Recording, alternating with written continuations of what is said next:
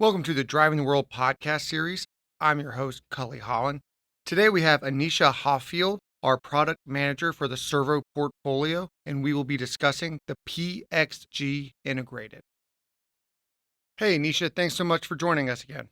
Hey, Cully. Great to be here. So today we're talking about the PxG integrated. Yes. Let's just start with, what is it? So the PxG integrated is super cool because it's the PxG integrated with a smaller servo motor. So it's making everything a lot more compact and a lot smaller. All right. So I love it when names make sense. We're integrating a motor and a planetary gearbox head. But let's start. I know we had a podcast on the PxGs before, but quick refresher, what are the PxGs? Yeah, so the PxGs are our planetary gearboxes. So we have the P5, P6, and P7.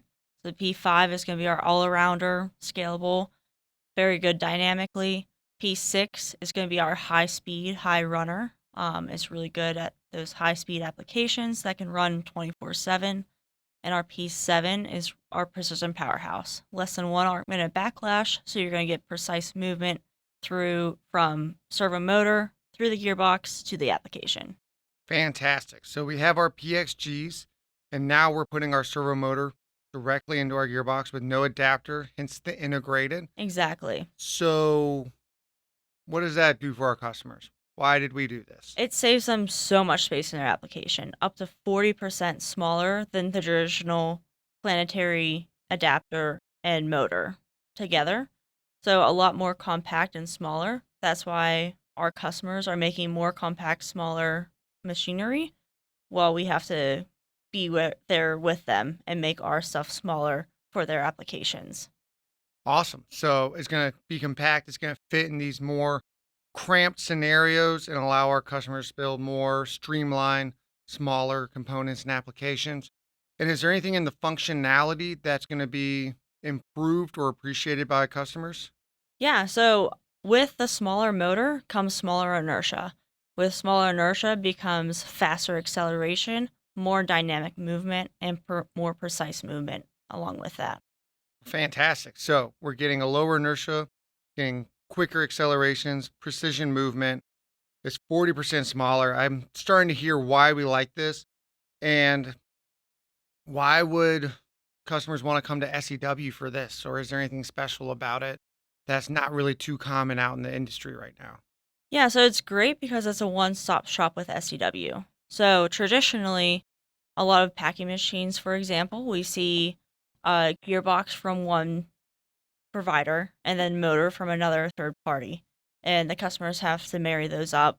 And if there's any problems or issue from the end user, they have to contact 2 separate companies at that point.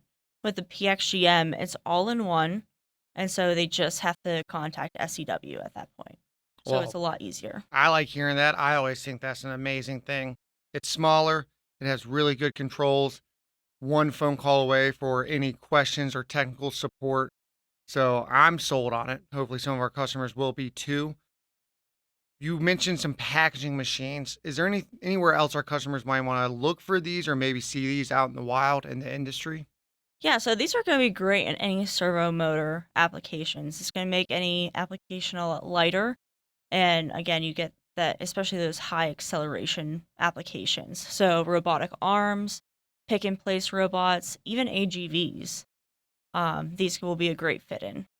Yeah, I mean, that sounds like Industry 4.0 moving towards the future. So I'm glad we're already prepared and part of that. I think we've covered a good amount of stuff about the PxG integrated. Is there anything else, maybe any technical details or fun facts we want to talk about, or is that about it? Yeah, so a fun fact about this one is it also is a 48 volt motor. So it can go on those lower voltage applications that are run by batteries and different, or just lower voltage scenarios. So it can really cover a lot of applications. So we got that 400 volt AC, which is pretty standard for our servos, but now we're also having a 48 volt DC option as well. Exactly. I'm glad we got that. That is a fun fact to end on. So, Anecia, thank you so much for joining us, and we hope to see you soon. Yeah, thank you.